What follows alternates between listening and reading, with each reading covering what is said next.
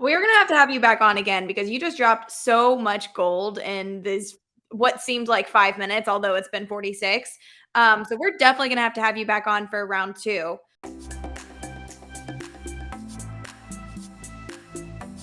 What's up, friends? Welcome to the RE Junkies podcast, where we supply your regular fix of all things real estate. Make sure you're the first to get your dose of the RE Junkies podcast by subscribing to this show on your favorite podcasting platform or YouTube.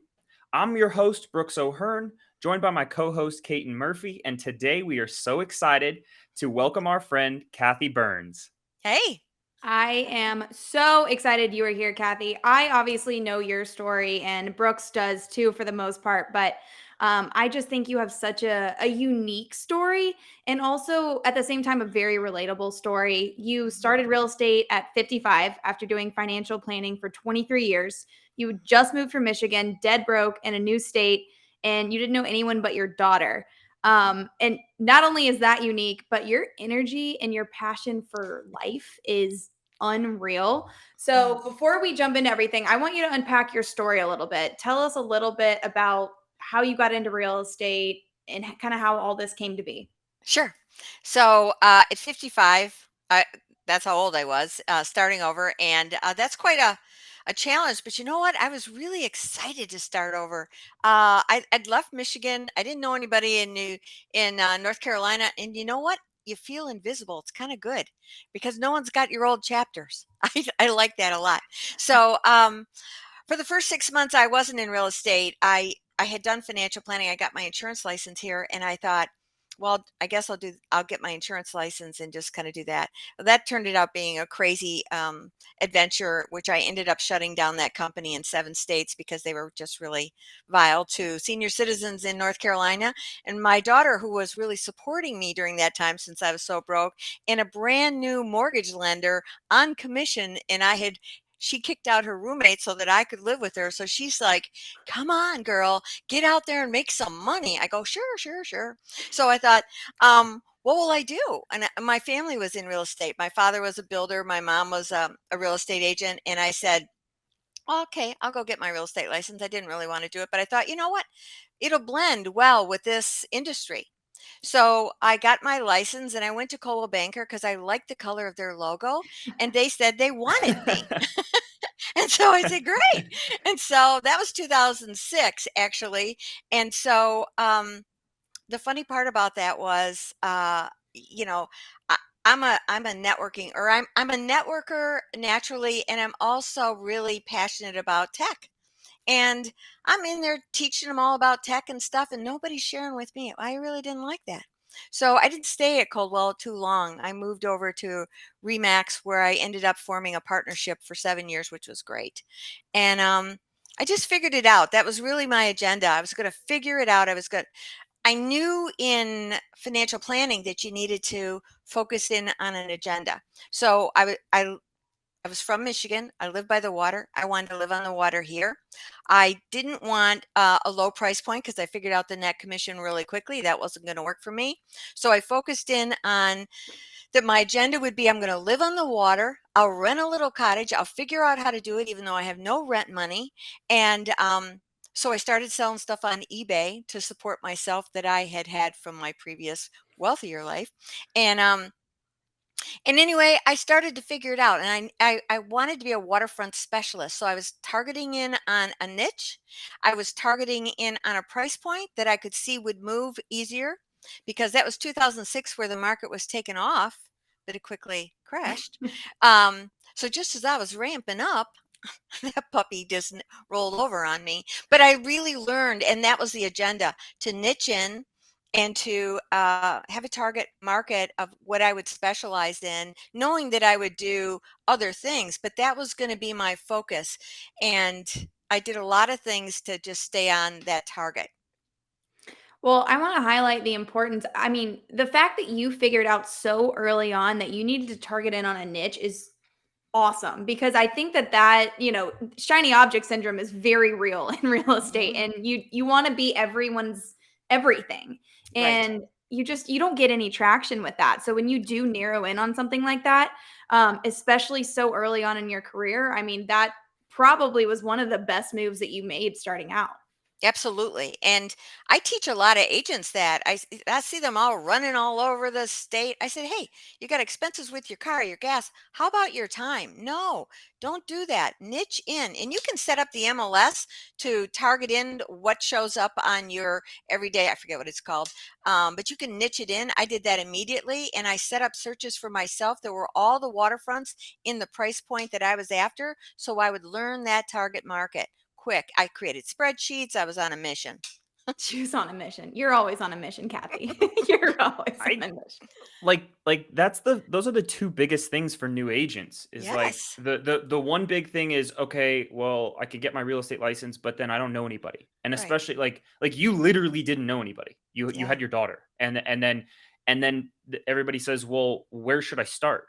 Hmm. Right? And like you just laid it out. So I mean, we're 5 minutes in and you just laid out how to start your real estate business like that. I mean, it like don't complicate it. That's amazing. No. Well, and I think it's very important to figure out what your niche might be. What like I like the water. I'm going to be by the water. I'm going to learn that one. And the price point was higher too. Yes. My price point was 4 to 9. So there's a lot of new agents that'll just take everything. They're so hungry. I said, stop being hungry. I said, I know hungry literally in that time that I was working there, living on raisin bran and potatoes, but that's another story. Um, I knew you can't be hungry with your client. You got to be sharp with your client. If you're coming off like I got to make this sale, nobody wants to work with you. You've got to be confident in yourself, and that means studying that niche. I think right now, for a lot of people that are older, maybe not on what's going to listen to this, but um, the 55 plus communities and specialize in that. Holy cow! If that's your age group and you target in on that, that's a first of all, they have money. They got money, people. I want to work with the ones that have the money. Makes life a little easier. Like It that's a pretty does. good mantra. Well, yeah, and I think that's the other important thing too, and I'm glad that you said that, Kathy, is find your niche around what you enjoy and who you relate to, Yes. because not only does it make life a lot easier, it makes your career a lot more fun too. Like mine Right. has been first time home buyers because that's my age group, those are my friends, those are the people that I surround myself with. So it comes a lot naturally, a lot more naturally, the same way that I'm sure the waterfront properties and your clients have for you as well. Right. Yes. Absolutely. That's Find what perfect. makes you happy. Do what makes you happy. And it's less of a chance that you're going to burn out too, which, Right. in real estate, sometimes it can feel like it's a constant cycle of burnout. So Oh yeah. Yeah. I love that you shared that. Thank you for sharing that gold already. We're 7 minutes in. And by the way, Kathy is fantastic and so much fun to follow on social media. She mentioned loving tech. She's awesome at it. And you'll always see her popping on with lives and videos and pictures, kind of keeping you up to date. So check out the show notes to connect with her on Facebook, Instagram, and LinkedIn, and just keep up with all things Kathy. I think that needs to be a Thank you. reality show. Um, It probably okay, does. so Where's you've got HGTV? literally. Okay, so you've gotten to North Carolina, you've kind of narrowed in on your niche. We kind of talked before the show started that your pit or the bottom for you kind of was the beginning of your journey. But I imagine there's kind of been some ups and downs as you've gone along this journey as well. So tell us a story about when you kind of felt like you hit the pit of your real estate career, that low point that you thought you might not come back from. Sure. Well, when the market turned, I was just getting on a roll, and at that time I was working for Remax. I moved over to there because I'd heard that those were where all the power players were, and I wanted to learn from the power players. And I had also just moved out from my daughter's house, so now I am on my own. And my deal that I thought that was going to get me launched was a $700,000 piece of property, and it fell apart. So now I signed a lease on a waterfront cottage and had no money. I was freaking out, man. So one cool thing about Remax though was they focused in on the short sales. So I said, you know what? I'm diving into that. I'm going to figure this out. And I dove into that right away. And I also partnered with another agent at that time. Um, and that was really good. She had the same work ethic as me, very different style than me. And we did a lot of expireds at that time. And you may see expired start to happen as this market changes. And so we created a system. I created the system where we worked that waterfront niche. And there was Brawley School Road, which is in our area, was pretty much all water, but it had a lot of houses on it, right? It was 9 miles long. Um, and so we worked that peninsula of all these little fingers of waterfront properties. I printed out all the addresses. I went into Realist and figured out, because it wasn't a simple, like, just pull the waterfront. You had to do it one by one by one. Like, oh my God. But I did it. And so now I got my marketing list, right?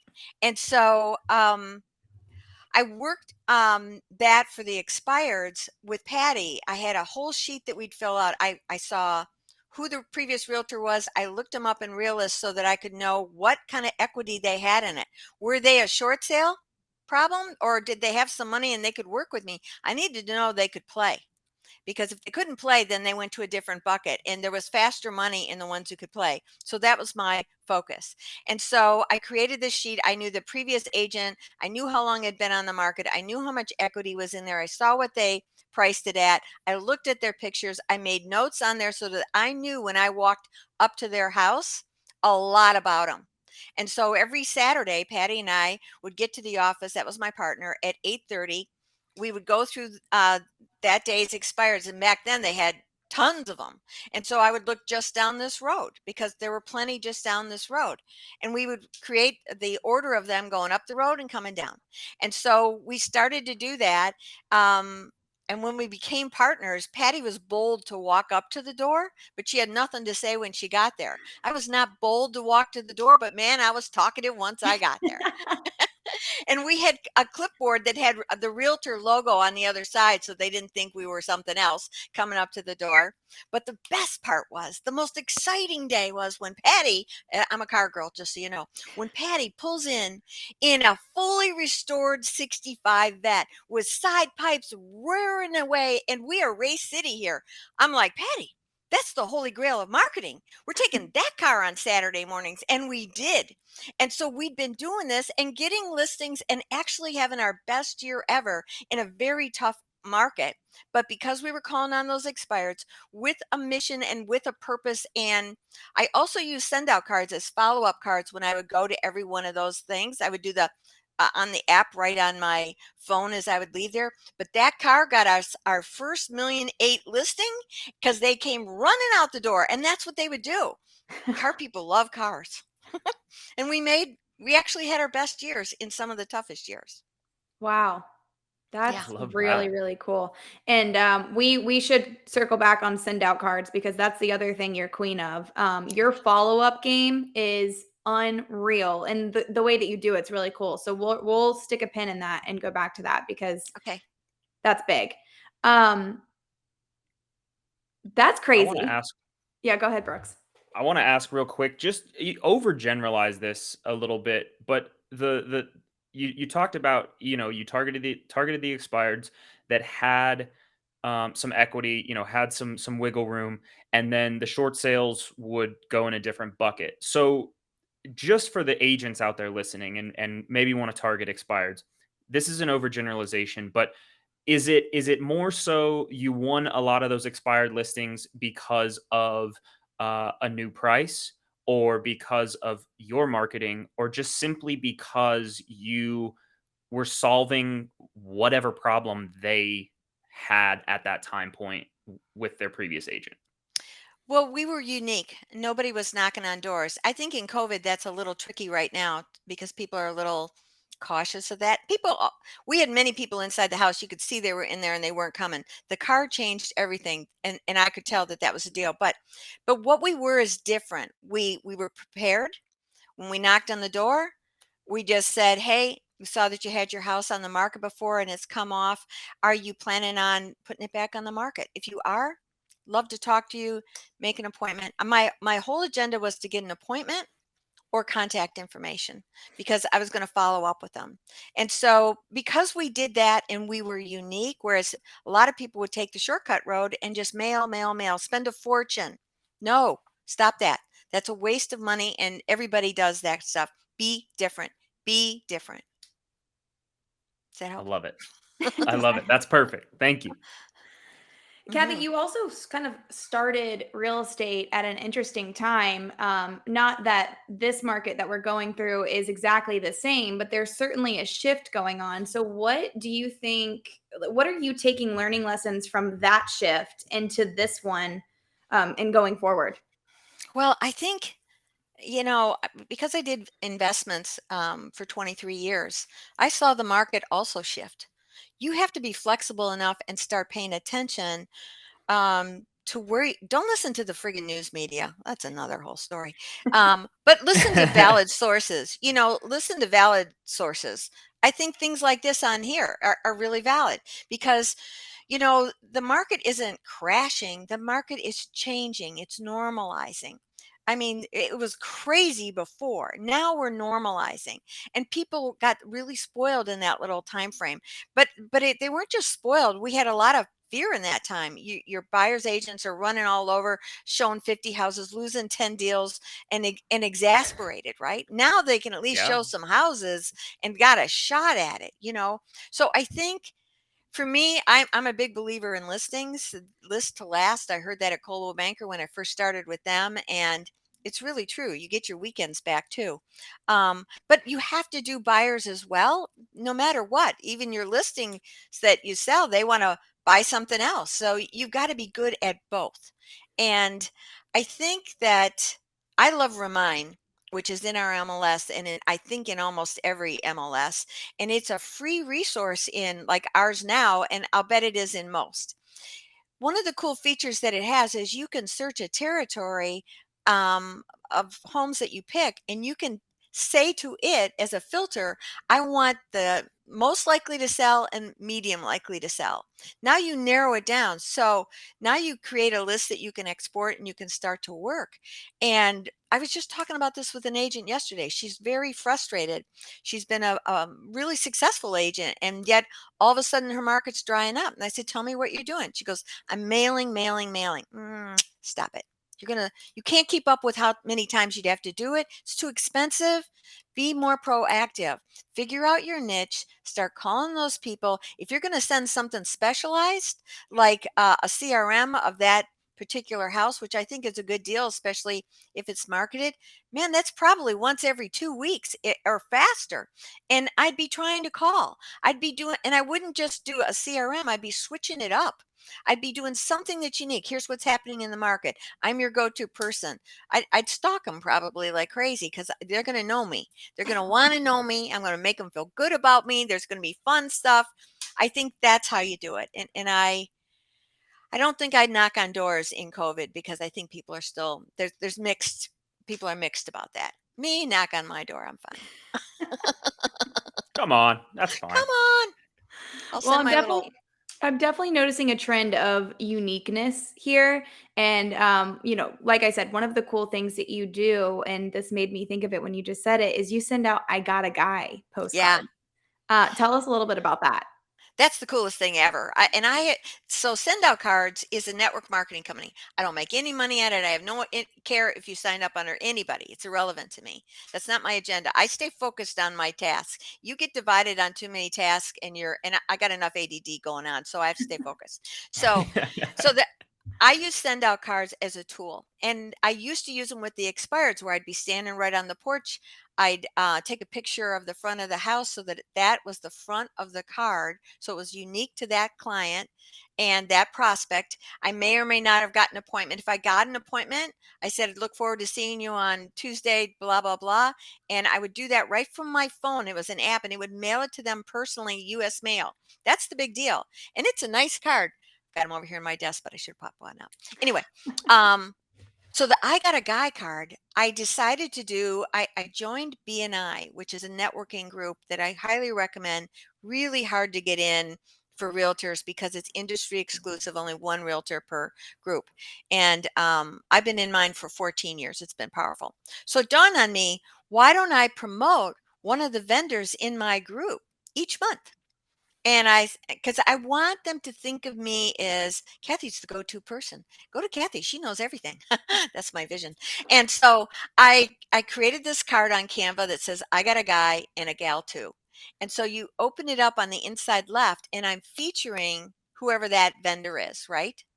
and it's got their logo on it. It's got whatever they want to say, all their contact information. And now I've recently added like a picture that's personalized. On the right hand side, it goes, "Hey, it's Kathy Byrnes. This is my monthly card. Just wanted to let you know I highly recommend Steve. He's a custom builder. Really think this guy's great.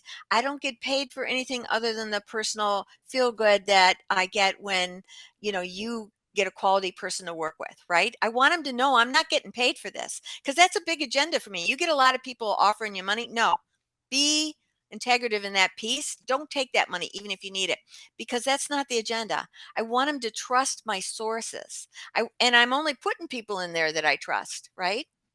And so then I have a little picture of me, and my dogs now. I look like a crazy dog lady, but I don't care. And my contact information's there, and on the back it's branded, so they can see they've got all my information. Oh, and I also do say, if this is not the guy you need, let me know what you need because I got a guy, and if I don't have a guy, I got a guy who's got a guy. I always say that. So it's just fun too. And so that card goes out to my top clients that I've worked with through the years that continue to want to do business with. And because I don't want to do business with everybody I've worked with, if you know what I mean. You And got that right. and I also do it to my BNI group because they're my core vendors. And those vendors do change. I mean, BNI groups flush through different people, and I'm cherry picking who I want to feature. And it's been so good to me. I get a call from somebody saying, "Kath, I know you got a guy. Tell me." They call me all the time. So I stay top of mind all the time. And that costs me maybe $200 a month total. That's postage, the cards, and it's done in a nanosecond because I save those addresses. I just flip out the card with it. Really, the only thing I'm changing is the inside a little bit. It'll take me maybe 15 minutes to do the card. I've got it in my calendar that I do this on the 23rd of every month. Boom, boom, boom. And it's wonderful. And they stand in line waiting to be the vendor next, which I love. Love that. That's Mhm. amazing. I mean, email newsletters are cool, but like that, that's cool. And no one is doing that. What's doing it? I tell everybody too, but nobody does it. And that's great. I don't care if like everybody on here did it. You're all touching different circles. You don't have to be afraid to share your gold. Share your gold. Giver's gain. I love it. That's perfect. Okay, so circling back, you kind of told us, so you hit your low point, the market was shifting, you were knocking on doors, you were getting a lot of expired listings. Let's fast forward to today. What is the primary of your business? I mean, who's coming to you? Is it referrals? I mean, where is your business at now? I don't go after any business whatsoever. I joined the LePage Johnson team a little over 5 years ago, and 2 weeks later they went to EXP. And right prior to that, about a year prior to that, my mother had dementia, and I needed to go pick her up in Georgia and bring her here. That was another low point. That was a very challenging time in my career. And the day that I brought her back, my business partner said to me, "I'm leaving our partnership. I'm going on my own." I'm like, "What?" Okay. So I was trying to figure a bunch of things out. And I also got fired from the firm that I was at because I questioned their integrity, even though I was the top producer. So I was really like, oh, all right, I got to figure out how to be a single agent. I've got my mother with a dog that was crazy, and I had to leave and find a new firm. And that's when I called Craig LePage and Shelley Johnson, and I'd always admired them. And they said, just come over here at Keller and sit by us and kind of chill and figure it out. Don't have to join the team, just come sit, which I did.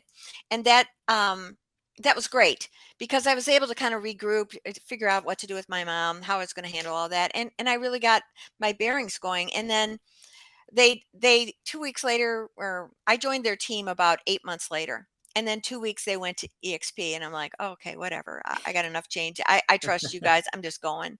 And it was the biggest blessing that ever happened. That was a turning point in my career.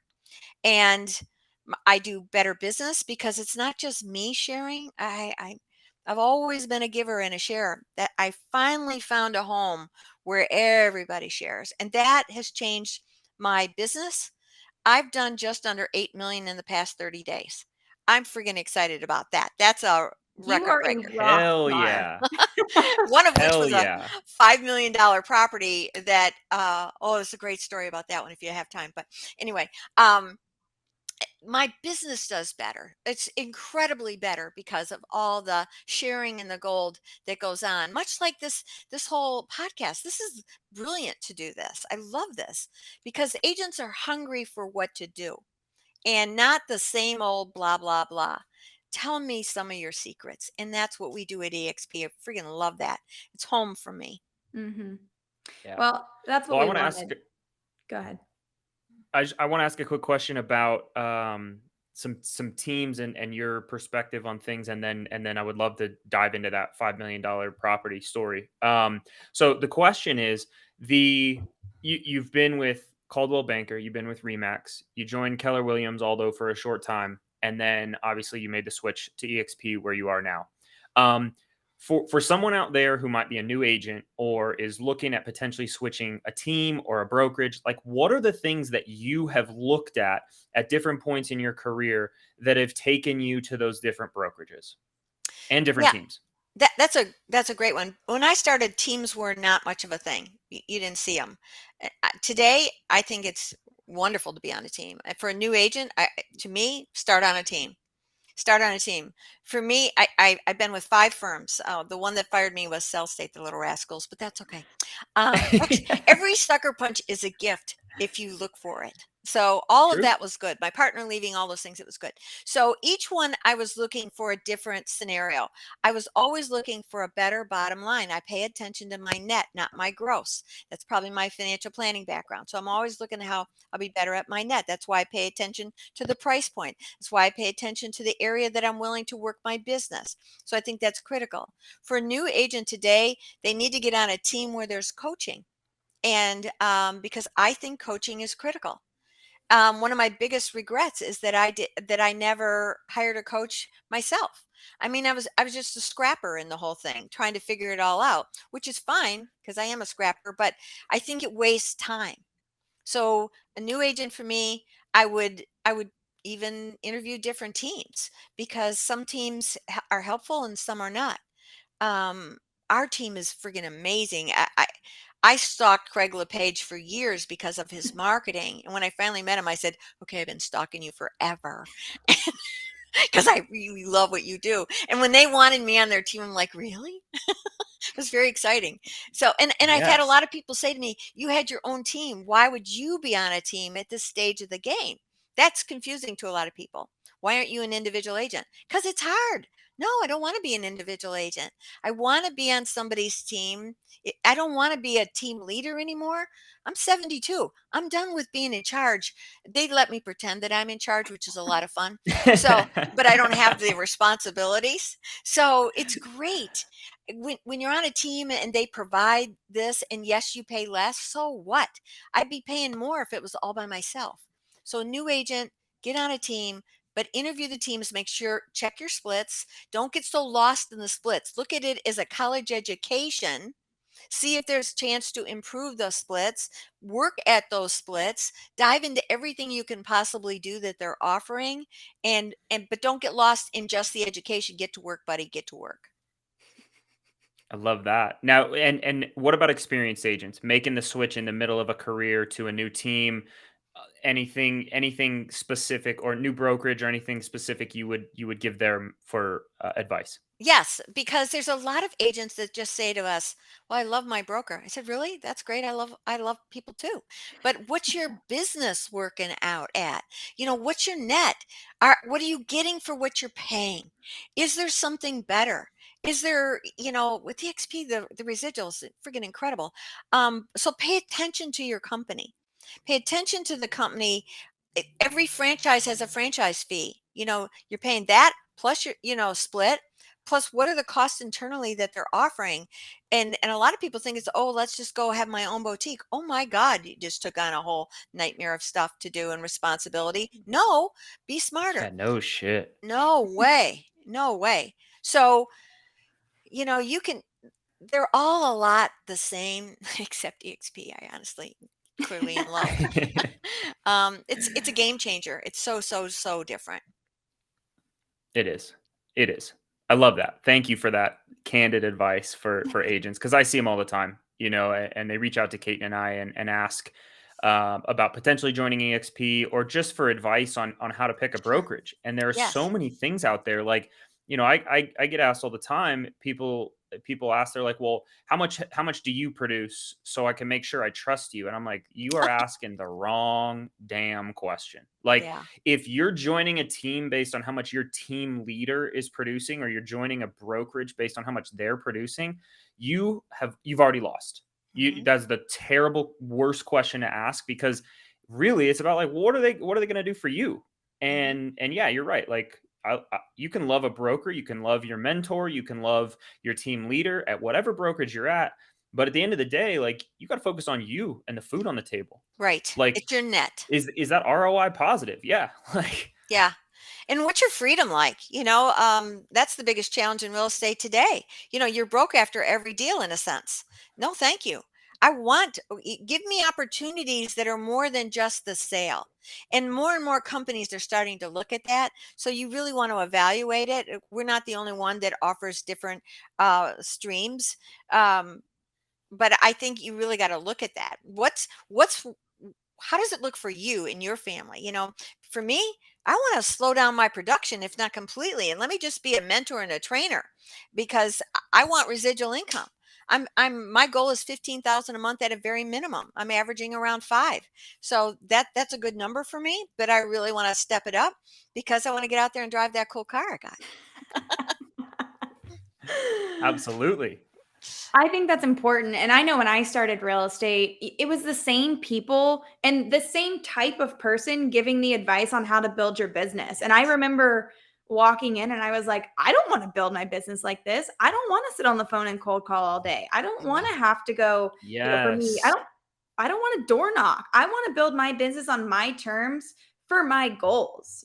Mhm. And I think I really respect that you did the same and you recognize that and you I think there's such a big misconception with teams. And Yes. people, once they hit solo agents, once they hit a certain point of production, they're like, I would never be on a team. But Ridiculous. what's crazy is I think that actually amplified your career. I mean, 8 million in 30 days. Are you kidding me? Right? It's so you got to look at the And that different was 4 resources. transactions. Wild. Yeah. And Yeah. that's I love it. phenomenal. And it probably takes so much stress off of you too, right? Yes, it does. Hell Very yeah, good. it does. Yeah. Yeah. Yeah. Yeah. Well, let's dive in. I want to hear about this $5 million listing. Okay. Uh, So yeah. this is a fun story. Woo. So back in 2010, I bought a Groupon from a bead store on how to do. I know, I love this. This is where it started. On how to have a necklace that I could design myself and some earrings, and it was $30. I said, "Okay, great. I'm going to buy the Groupon." So I call up the lady because there were classes. She tells me a class. I said, "Oh, none of those are going to work for me. What are we going to do?" And she goes, "I'll do a private one for you." I said, "Great."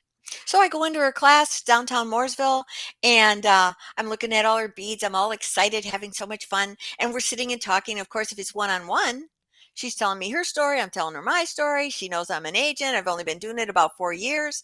And she tells me where she lives. And I said, "Oh, I know that house," which was a incredibly big, um, it looks like a castle. It's huge. And Hmm. I kept thinking, "Oh, I would love that listing," and I'm not saying that to her, because she just bought it. And, she just bought it, and she was telling me how cool it was, and I'm salivating, and anyway, she goes, "But I wanna buy a house for my sister." I go, "Okay," and she says, "And I'll pay cash." I go, "Okay." And so, within a very short period of time, I get the house, sold for the sister, and my client paid for it, and then she goes, "I'm going to buy a house for my son." I go, "Okay." So she buys a house for her son. And I'm like, "I like how you're buying houses for anybody. I need one too. And so we're staying friends, but she has this bead store business in downtown Morrisville called Ain't Miss Bead Haven. And I I know freaking the loved it. exact one. Right. And Yep. I said, I had created a Facebook page called 365 Things to Do Around Lake Norman. And so I said, "Hey, I'll promote your stuff. Just tell me whenever anything's happening." So I started promoting it. Well, then as time goes by, the sister wants to move. I sell the sister's house and I'm staying connected with, I got a guy cards and I'm checking in on her for the different things that are happening at her store that I'm promoting. And on that 365 things to do around Lake Norman, I am not promoting Kathy Byrnes as a realtor. That is, I'm invisible there. This is strictly to build a database. And so anyway, a couple months back, her son calls me up and says, "Hey, mom wants to buy a new house." I go, "Great." So I meet her out the house.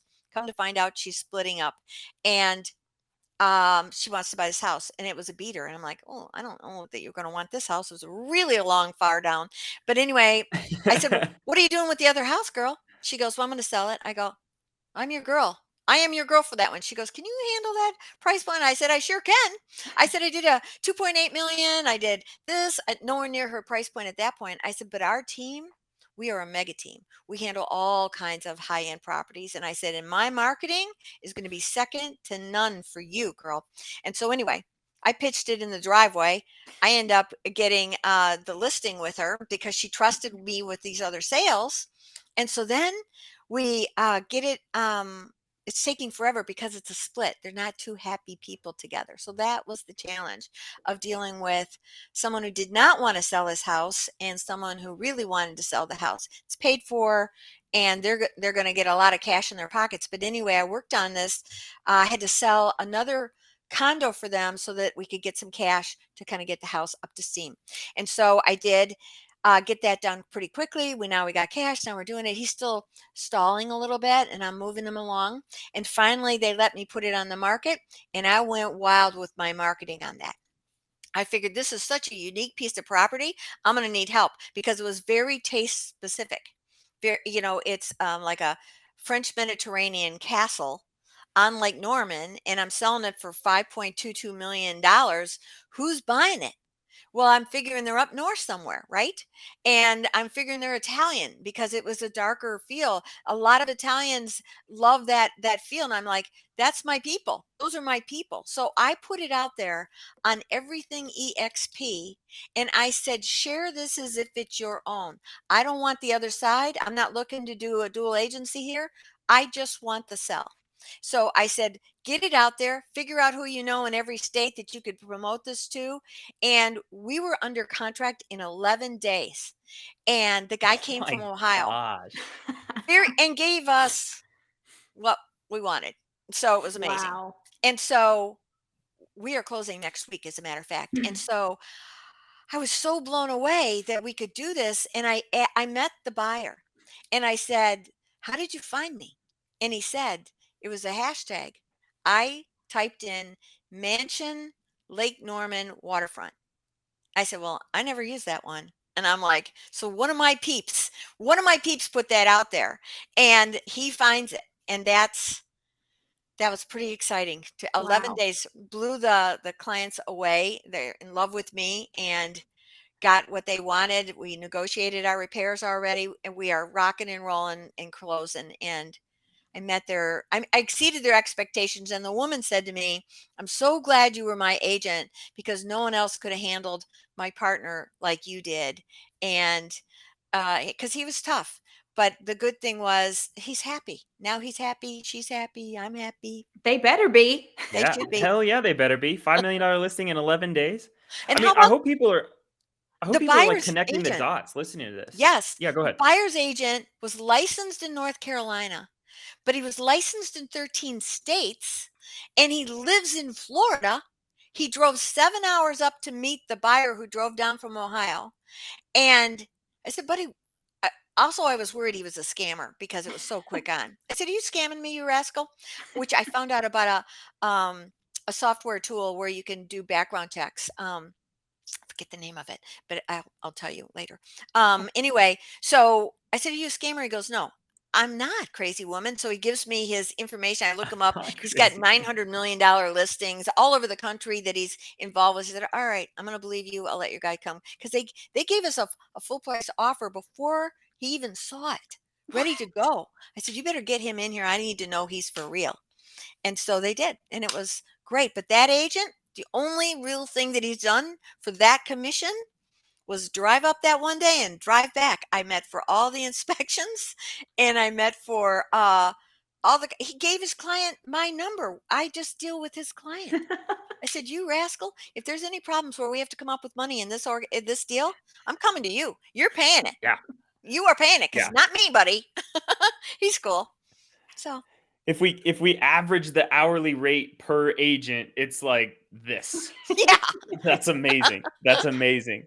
No, 70 I hope everybody's listening, like they're connecting the dots. And honestly, I'll probably go back and listen to this episode like 4 different times because there are so many things that like you've said, but it's not Just you haven't glossed said, over. right? Just there's so many things that I'm like listening and I'm like, holy shit. Like, just the different things that you've described and explained, and you're just like, yeah, all right, I did it. I mean, like to get a $5 million listing 12 years later off a $30 Groupon, and how many other transactions did you help her and her family with in the interim? Another handful in the last 12 years. Like you can't teach that. That's not a tangible thing, and it's also not luck. No, Like, it's not luck. it's also not luck. So there are so many things that people could just sit on the sidelines and be like, "Well, I'm not making the sales because of whatever." But there's so many things already in this episode that you can tangibly put to work. Mhm. And like I said, it takes a little bit of connecting the dots. So if you're listening out there, go back and listen to this episode a few more times and make sure you're taking notes and connecting some of those dots with what Kathy's saying and what she's not saying here. Mm. You're a genius. I'm gonna go back and listen a million times too. I mean, even that make it your own page that you've had a hand in starting, if not started by yourself, to market out to other people in other states because you knew the kind of buyer that was going to be coming likely to this listing. I mean, that's genius. I That's do think genius. Yeah. that's very important when you have a listing. If you got a cookie cutter house, that's one thing. But there's a lot of houses that are unique. And me, because I focus on the water, I've got a unique buyer. I have to be thinking, who's my buyer? Where's my target market? And niche in, because that's powerful. Who's the agent that's going to bring me the buyer? Who's hungry? You got to have grit in this business. You have to think outside the box. You have to create your own boxes all the time. Yes. Yes. And I want to highlight what you said because this is something you glossed over, but this is something like very, very powerful that I don't think people will ever understand outside of EXP. And like for those of you listening, this is not an EXP commercial. We're just Nope. all with EXP. So I want to highlight this though. With any of your previous brokerages, what you described as far as posting out this listing, this $5 million listing, posting it out to other agents across the country and things like that would not have been possible. Not Like you possible literally ever. would have had to pick up the phone or find an email address for other agents at every single office. Like you came from Keller Williams most recently, and even in Denver, I'll use this example. The Keller Williams Cherry Creek office and the Keller Williams downtown office and the Keller Williams Arvada office and all of those, they're all different. They don't talk to each other. And the But you franchises. have the yes, you have the unique opportunity with EXP to make a few posts and be all connected in one singular website with every EXP agent across the world.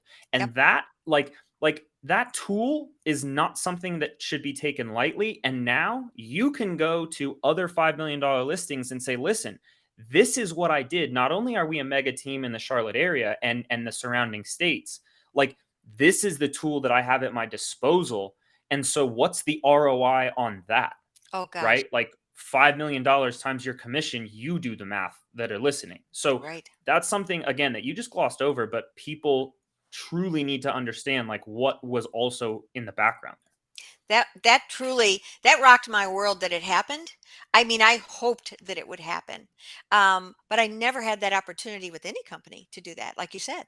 So, but Right. to be able to do that here and and so many agents had it. Like I have a coach that I'm working with, and he said, I coach a lot of people from a lot of different companies. And he said, but I saw your house on a lot of EXP pages because he connects with all these different agents, right? So he's following them on Facebook.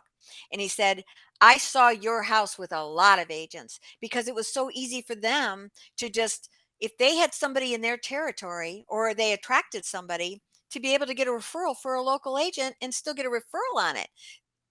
You know, a 25% me on anything over a million, I'm asking for 30% referral. So if they're doing a 30% referral on a $5 million property, even if it was a smaller commission that was being offered, ours was 2.25, even that's a mega number right there, which is another mission that I have this year. My goal is to incorporate outgoing referrals. I want 30% of my business in outgoing referrals because that's easy money. And I teach people that is in my sphere that I can vet an agent for you anywhere in the country and possibly nationwide or internationally, depending on the country. You come to me, I'll vet them. And then you can decide if your people want to work with them because I want those outgoing referrals more than I want the incoming. Absolutely. You're Absolutely. you're so clear on what your goals are and what your mission is, and it's beautiful to see. What is your besides that? Give me one other big project or goal that you're kind of working towards or you're looking forward to in the next year or two.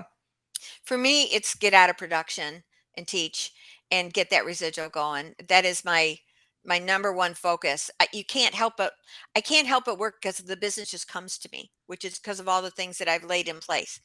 And but what I can do is mentor like someone that I have brought over, mentor someone with that client so that they'll know me, I'll be involved in that. I'll mentor that agent that I've sponsored over to EXP and mentor them forward so that they can grow. I can teach, which I like to do, and I don't have to do the business of it. And I can build my residual, which is where my focus is because I want to do a lot of stuff. I got a lot to do. So that's my vision. Yes. Yes.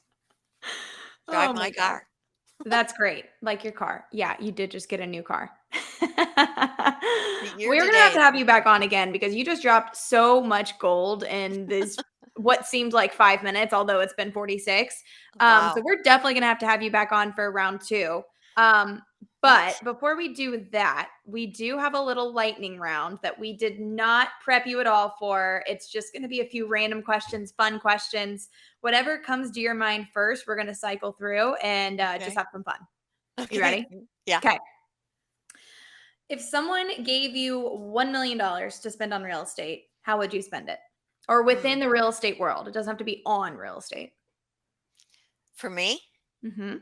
Oh, I know exactly what I do. Be a little Tell us. waterfront cottage. Little waterfront cottage. It's right on my vision board right there. I see the house. I got big water views, and it's going to have to be near my kids. There we go. It'll be just a down Yes. payment, probably. Just be the down Yes. payment. I Can don't I need a come big live with house. you? Yeah. That's fine. I just like a little cottage. I'm a little cottage, little people person. Kathy, you've talked a lot about apps and technology. So, if you had to name the 5 apps that you cannot live without, what would they be? Mm. I love Reach. Reach is one of Okay. my favorites because that's how I stay connected with either clients, because you can sort it Hmm. into groups, and I can do a group post that goes individually. And that's a big one for me. I really love that. And Reach is a mass texting platform for those of you who are Yes, not aware. Spotify, of course, be a big one. Gotta have Um, that. uh, my send out card app because I can do a card in a nanosecond on that app. It's a big deal for me. Um, TikTok, I do love TikTok. I am a maniac for TikTok. You know, I haven't done as much as I'd like to do as far as doing videos. Um, but I love the content that's in there. There's so much great content, and you can search by so many categories. I got so many friggin' folders that I got to figure out how to go into the folders, which I haven't figured out. I'm just so busy putting them into the folders. But I do love that. And I I'm a Trump fan, so I follow Trump. Is that 5? I All hope. right. That's Sure. 5. That's Sure. 5. All right. When you were a kid, what did you want to be when you grew up? Oh boy, I had no idea. Um, I just knew I liked cars, and I didn't want to work for anybody. I don't do well being told what to do, not at I all. say that all of the time. Yeah. I really didn't know what I wanted to do. I was given a free ride to college. I said, when I was there a month, I said, you better let me out or I'm just going to have to flunk out because I'm not staying. So I did not go to college.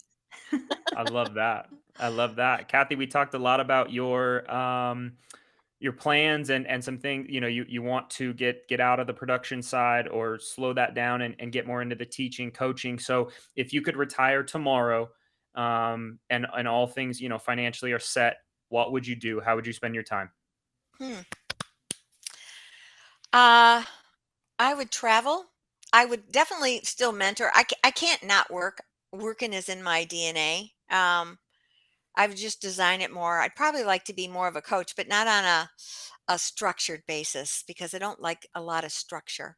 So I like it when agents just call me up and say, Kath, I have trouble with this. I go, okay, let's just figure it out, you know? Um, I like the freedom to do that. I like the freedom to travel. I like to drive fast cars, and I probably go to more car shows than I already do, which is a lot.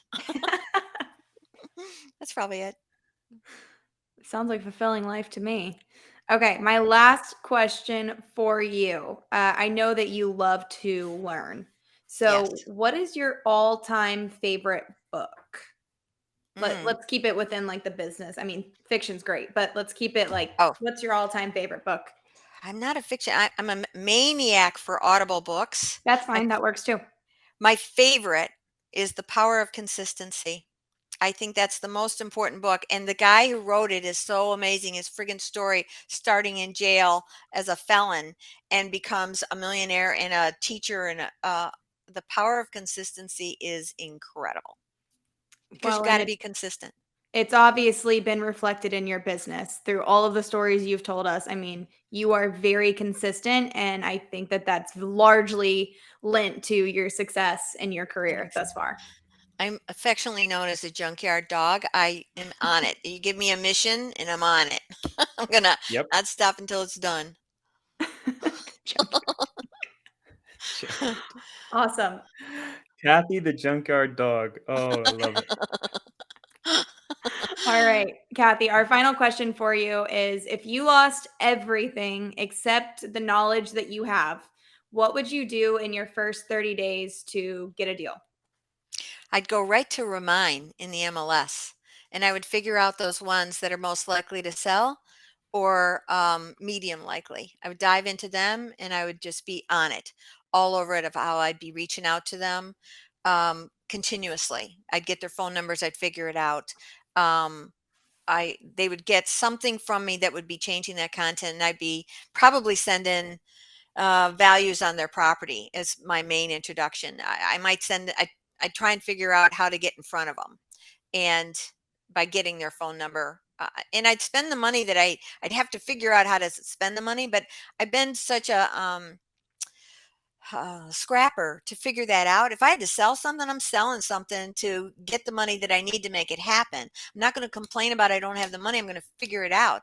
And for me, it's I'm always going to figure it out. And but that would be my go-to spot initially because I know that there's gold there. There's gold. Perfect. I love it. I Perfect. love it. Thanks. It's been Perfect. fun. Kathy, this has been awesome. Yes, this has been awesome. And thank you guys all for joining us today. If you like this week's dose of the RE Junkies podcast, please subscribe and leave us a review on your favorite podcast platform. If you have a crazy real estate story or a great case study, click the submission link in the show notes to be featured in a future episode. And submissions can be anonymous if you want. We'll catch you junkies next time on the only real estate podcast of its kind.